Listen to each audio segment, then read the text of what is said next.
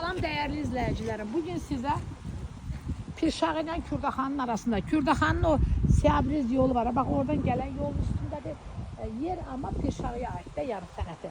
Əziz izleyicilerim, ümumi 60 sot yerdir. Sənəti də bağlar sənətidir. En azından yani 6 sotla verilir. Ve bu ev içinde de satılır. Yani kimisi de 60 sotla satabilir böyle.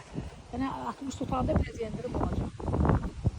Əzizlərim, kimin ehtiyacına müraciət edə bilər. Havası çox gözəl, dənizə yaxın. Əla bir yerdir.